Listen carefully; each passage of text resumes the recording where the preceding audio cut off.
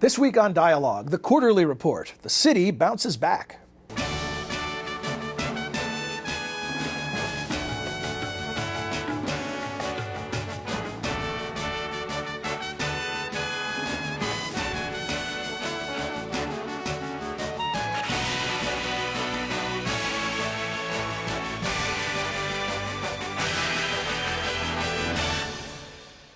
Welcome to the Woodrow Wilson International Center for Scholars in Washington, D.C. I'm John Milewski.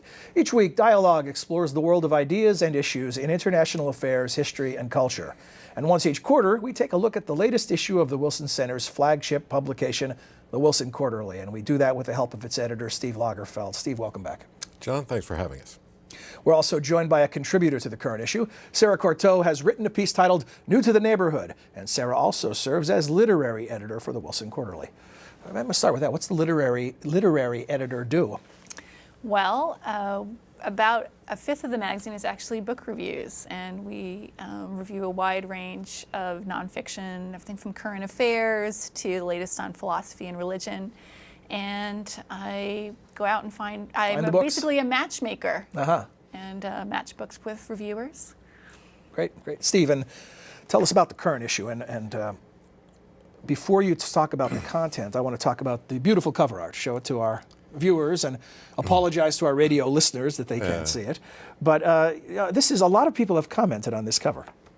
Well, we've gotten some good feedback on it. You wouldn't believe, John, how much effort goes into finding a cover for this, little magazine. We're not Life magazine, which is now dead, or Time, or anything like that. We're small in the magazine world, but our cover is still a really, really important thing. We spend hours and hours and days, unless we're very lucky, trying to find the right cover for each issue.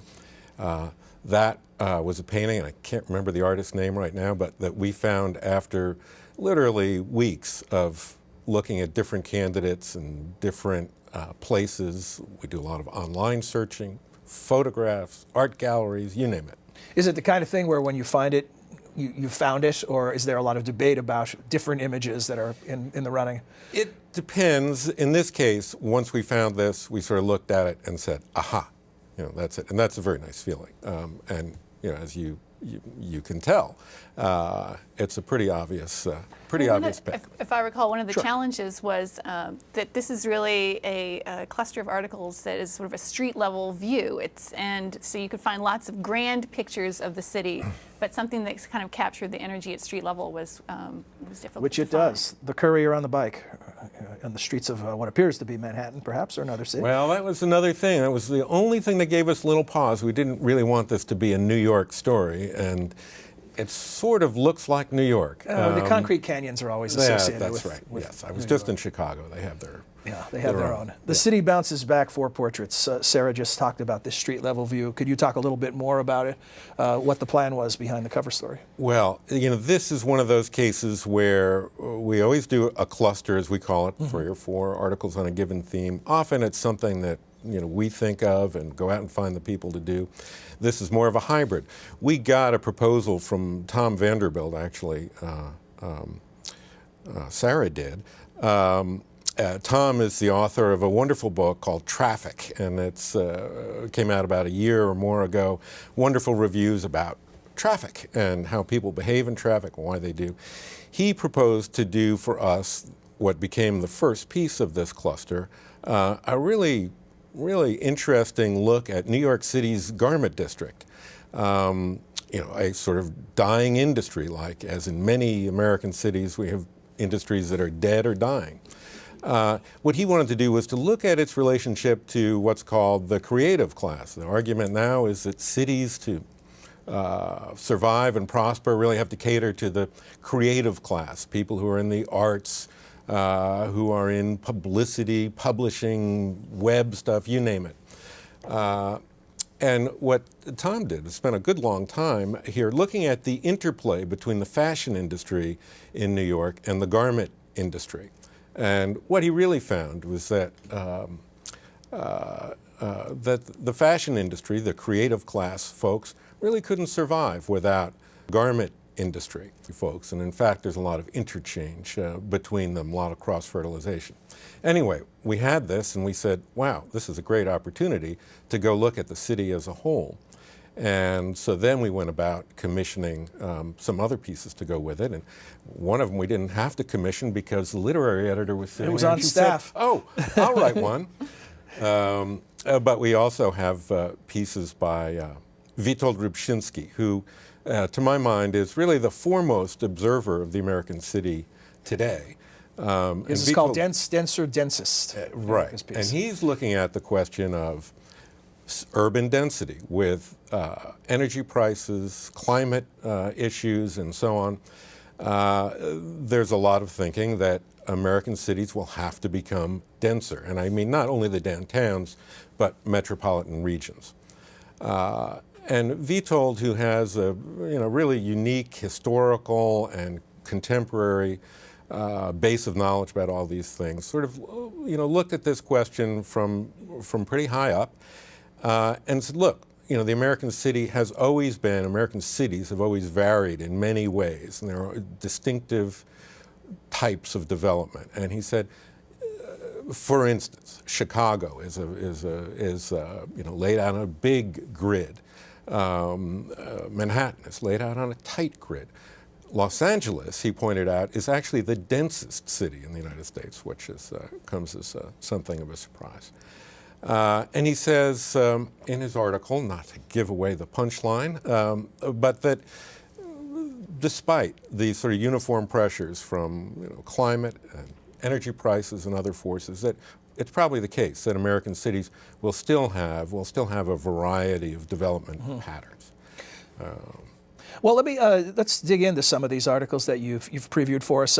The Long Live the Industrial City, Vanderbilt's article. Right. One of the assumptions that when people think of cities is that a lot of manufacturing or all of it is gone. It's all been outsourced to the cheaper suburbs or perhaps even to another country. This article tells us some different things, that there still is a thriving garment industry within New York. Thriving may be too strong a word. Well, still the largest in the industrial sector of the remaining jobs. Right. It's sort of shrunk to a very viable and important role, and I think that's really what he has to say, is that it's really sort of indispensable to the newer kind of industries that are layered on, the sort of college-educated, creative class type of people, as a very important thinker named Richard Florida says. He's the one who makes this argument about the creative class. But that industry is there, and it's found, a function that really can't be taken, even in the garment industry, by garment factories in Bangladesh or India. Why? What are these advantages of being close together? Well, there's a lot of craft work, number one, that is done on a sort of interchange basis with designers. I mean, a lot of back and forth. That even with all the new technology and rapid delivery, there's nothing like sitting there with someone and figuring something out. He gave a great example in there, actually, of one of the sort of garment-related factories. Somebody made a mistake, and there was a piece of fabric of some special kind that was lying off on the side, and a designer came in and saw it and said, that would be perfect for this purpose. There's also, Tom points out, the matter of just being able to make many iterations of the same thing. And again, you can send a design to Korea and get it back 2 days later by express delivery, but there's nothing like walking down the street and getting it and looking at it and saying, no, fix this. Or running into a competitor who's working on a similar project. And there are people with very, very specialized sorts of craft knowledge that really you learn from. I like the term he referenced, power of proximity, when he talked about this. That's exactly it. Yeah. Another term that I thought was very interesting, and he was referencing another article, is that the city environment leads to the elimination of what he calls the curse of complex communication. I thought that was really an interesting notion in this information age, right, that getting rid of that actually can help the creative process. Yeah, no, that sort of speaks to some of the things I was talking about there. that you have instant communications around the world, but yeah, in a way those things are complex and sometimes not even fast enough. So moving through the table of contents, new to the neighborhood, how did you become a gentrifier? First, you should give us the definition of gentrification. You know, people talk about it as if we all agree what we are talking about, and there's the dictionary definition, but then there's the actual activity on the ground. Give us your insight into what gentrification is all about and how you adopted the label for yourself. Well, gentrification right now is one of the hottest and most polarizing movements or terms that people use when they're discussing change in the city. And it's actually a fairly recent coinage. Only in the 1960s did people begin to use that word to describe a process that the dictionary definition would say is basically the transformation of a working class or poor area into a middle class area. So of course that's the sort of the clean and sterile language of economic transformation.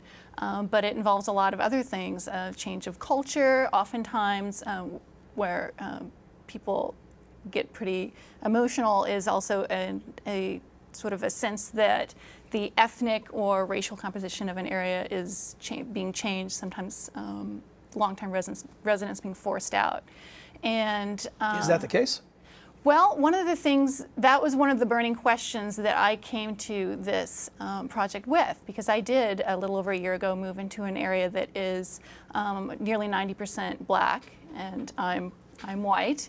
So I was firmly in the category of a gentrifier, and I didn't know how to feel or relate to my new neighborhood. My neighbors were very friendly. But I wondered if there was a sort of feeling underneath that I was a sign of unwanted change, of displacement. And did you think of yourself as that when you were making the move, when you purchased the home? I didn't. My situation was very clear cut. I was one of these people who jumped on a foreclosure. Good deal. I got a great deal, and I moved into a house that had been vacant for a couple of years. So it wasn't as though some family had recently been forced out. And the home was in very poor condition, and most of the neighbors seemed really happy that I was fixing it up. And I know that that's a narrative that a lot of gentrifiers see as their own. But I think that as a sort of a symbol of a larger change that is happening to a neighborhood, I'm just one small piece of changes that longtime residents are seeing happening, and that they're not quite sure that they are that they're a part of, or that they'll belong in their community. I think. You also hit the books on this, though. I mean, there are studies about this question of displacement and how much the gentrification of a neighborhood forces people out versus they leave for other reasons. Right. And that was actually one of the things that I really wanted to do to distinguish my piece, because lots of people write about gentrification, but it's either just, here's my experience, and it's often a self-justifying piece in one way or another, or else it's this sort of attempt, at least, to sort of coldly digest it. But there actually isn't that much solid data on gentrification. I was able to find a couple of studies that were conducted in the 1990s, because recent studies are difficult, because this is what we're talking about is a change that happens over time. So it's difficult to find recent studies. And what those studies suggested as a gentrifier actually found somewhat reassuring, which is that the narrative of displacement of long-time or poor residents being forced Property out. Values go up because you move in, and right. poor people are of forced them actually out. being evicted, or that kind of a thing, Right. doesn't happen nearly as often as you would think. I mean, you can always find an exception. But what does happen is what's called succession, where someone moves out for any number of reasons. They sell their place, someone dies, and then the people who move in they're maybe likelier to be white, they have higher incomes, perhaps better educated, in areas that are gentrifying. And that's the kind of change that can still slowly, or sometimes rather quickly even, transform a neighborhood. But of course, longtime residents who are there, all they see is a new face on the block. Speaking of those long-term residents, you talked to many of them to do the piece. How clued in are they to this whole notion of viewing their new neighbor as part of this larger movement of gentrification? And do they view you hostilely? Or do you represent an unwelcome change, or is it a positive? I'm guessing it's a mixed bag, but you can fill in the blanks. Well, this was a really interesting piece to do, because in effect I was interviewing my neighbors and asking them how they felt about me moving in. So at first it was a challenge to get, people have been so welcoming, very polite, and it was a challenge for them to get past, like, oh, just happy to see the neighborhood being fixed up. Right. But I knew, and sometimes I've overheard scraps of conversation in the neighborhood, I knew that people had more complex feelings about it. But I was finally able to get some residents to talk to me once we got past these sort of perfunctory statements about how they felt, and they do have mixed feelings. They were all, again, even then, very, very careful to make me feel like they weren't talking about me personally, but in general they feel like their neighborhood is, when we're talking about like longtime Black residents, a place that is now where Blacks maybe it aren't welcome, or it isn't for them, at least when they talk about the new commercial development that's gone in. The question I have, and Steve, you made a reference in your editor's note about your walk to work in New York and how Times Square has become, many have said, Disneyfied. It's no longer what it used to be as far as character, even though it might be much safer and more robust economically. And I'm wondering, that's an example of planned change. The city rezoned, enforced the law, did all kinds of things to manufacture the new Times Square. But in the case of Sarah's neighborhood, a situation like this, is this planned change or is it organic? Is this just happening on its own? Well, that's a good question, and in a way, I'm sure some people would debate it. The city, several years ago, after decades of what many people in the neighborhood itself perceived as neglect, after the neighborhood was really devastated in 1968 when there were citywide and even nationwide riots in the wake of Martin Luther King's assassination. My particular street in my neighborhood was hit very hard. And afterwards, just really for decades, some of those buildings remained vacant. The roads were rough. And the crime was really bad in the 80s. It was really a place that was sort of, and people felt just left. But several years ago, the city announced a revitalization plan of some $300 million, much of which is private. And right now it's a construction zone. They're revamping the street. But beyond that, really, then it is up to individual business owners, whether they want to set up a restaurant or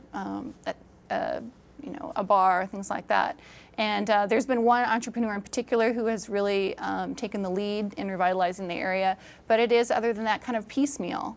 And there's a lot of people really want to keep it that way, so it can retain some character. You end the piece with a very interesting distinction between someone like you who's moved in perhaps temporarily versus the longtime residents. Could you talk about that?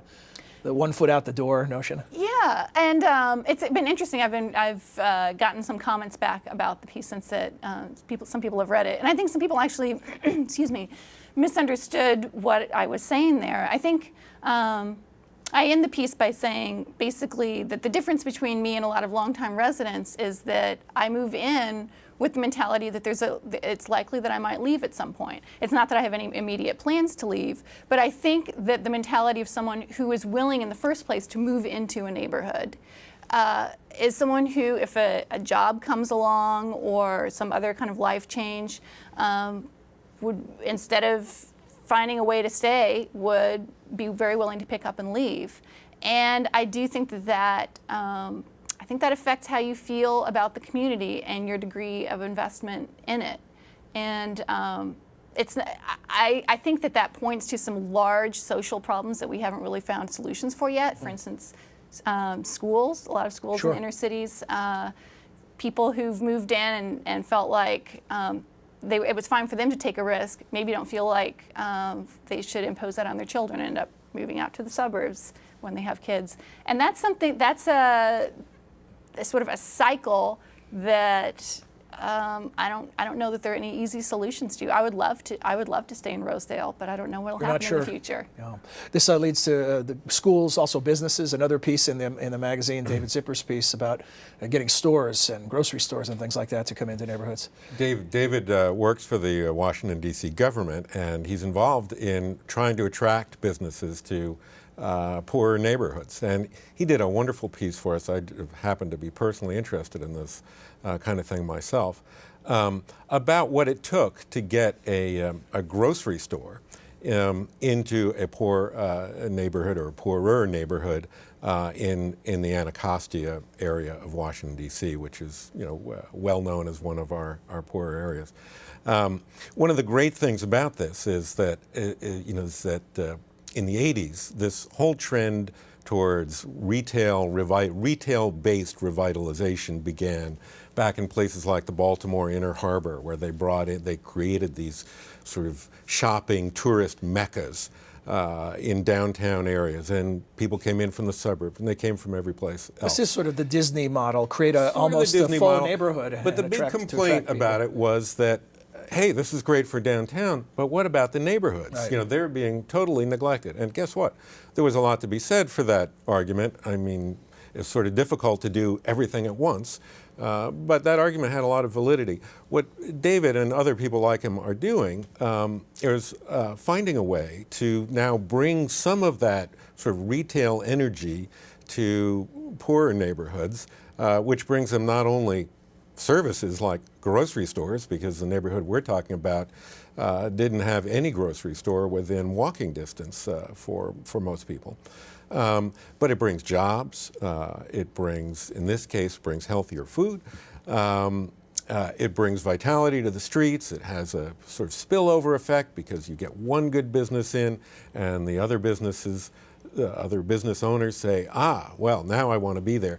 David, in his article, talks about, sort of a street level view of how this actually works and how entrepreneurs, like the one Sarah was talking about, but whether they're in the grocery business or barbershops or you name it, how they think about these things. And as a city official trying to lure them, he has to know how they think. And so it's very interesting. This effort was successful, and now there's an organic grocery store on Pennsylvania Avenue Southeast. Sarah, you mentioned the debate and the controversy, perhaps, or the hard feelings about the notion of gentrification. Some of that is tied to this phenomenon that was called white flight, where people were fleeing to the suburbs for all kinds of reasons. Well, I don't know if you saw today, there's a statistic about population growth in D.C., largely driven by baby boomers. Mm-hmm. Now, the kids have left the nest, and they want to come back to this denser population where you have things like neighborhoods you can walk to.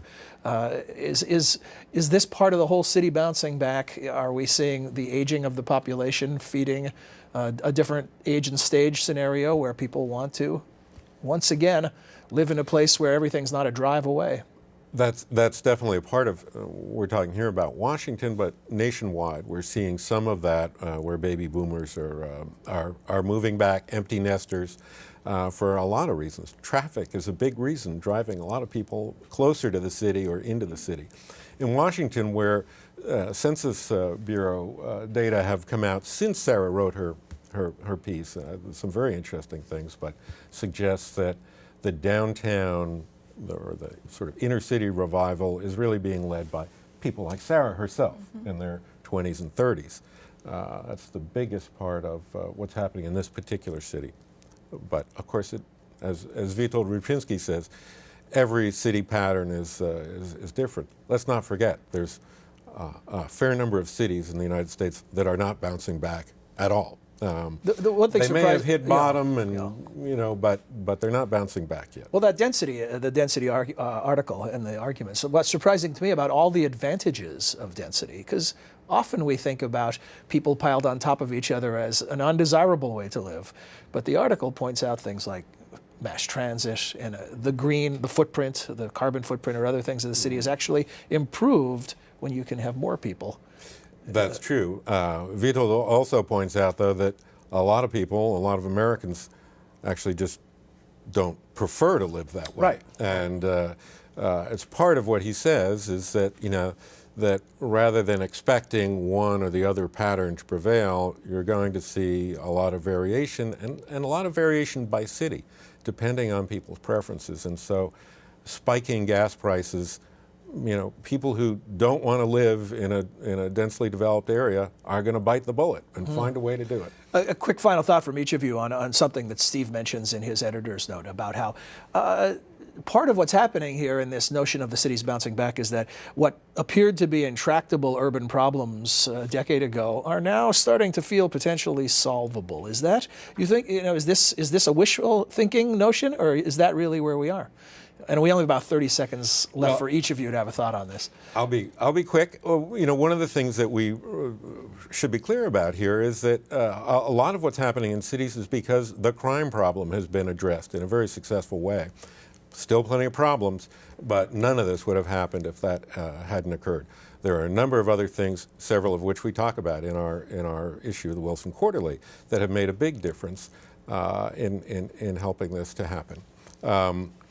Schools are the next thing on the agenda. There's signs of change there. There's a long way to go, but it doesn't look as intractable as it did 10 years ago. Quick final thought from our real live gentrifier.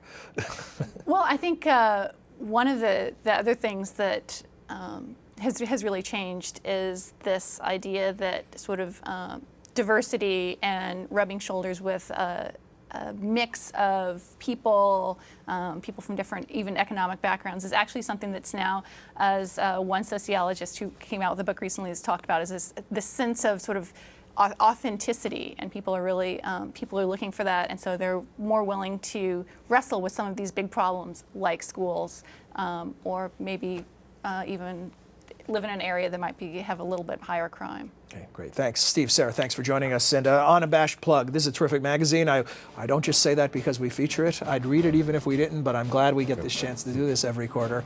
www.wilsoncenter.org. Look for the tab that says Wilson Quarterly. We'll be back next week with another edition of Dialogue. Until then, for all of us at the Wilson Center, I'm John Milewski. Thanks for joining us. We'd like to hear from you. Please send your questions or comments to dialogue@wilsoncenter.org. You can also follow us on Facebook. Search Dialogue Radio and Television. Our host Twitter feed is twitter.com/John Milewski. Dialogue is a co-production of the Woodrow Wilson International Center for Scholars and MHZ Networks. Dialogue is available via broadcast, cable, satellite, and telco on MHZ Worldview throughout the United States.